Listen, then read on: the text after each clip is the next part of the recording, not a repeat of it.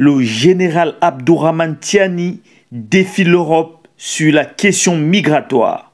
En abrogeant une loi de 2015 réprimant le trafic illicite de migrants, la junte au pouvoir à Niamey met un terme à la coopération avec l'Union européenne en matière de contrôle aux frontières. Bonjour et bienvenue sur Info du Continent. Décidément, l'épreuve de force est engagée entre le Niger et l'Union européenne sur la question migratoire. La junte issue du coup d'État de juillet dernier à Niamey a fait monter les enchères le lundi 27 novembre en abrogeant une loi datant de 2015 pénalisant le trafic illicite de migrants.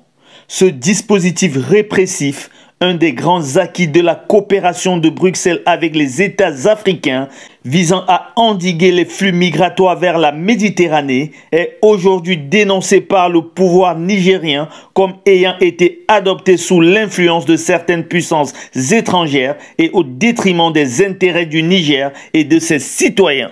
L'annonce promet d'avoir d'autant plus d'écho à Bruxelles que le pays sahélien occupe une place stratégique sur les routes migratoires du continent africain en sa qualité de couloir de transit privilégié vers la Libye, plateforme de projection avec la Tunisie vers l'Italie.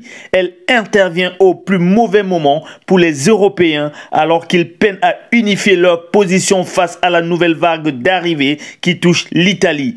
Du 1er janvier au 26 novembre, le nombre de migrants et réfugiés ayant débarqué sur le littoral de la péninsule s'est élevé à 151 312, soit une augmentation de 61% par rapport à la même période en 2022.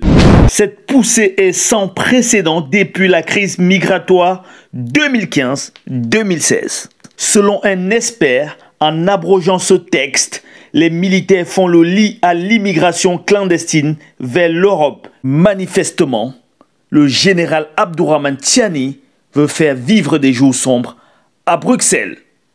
Restez connectés sur Info du Continent pour être toujours plus près de l'actualité.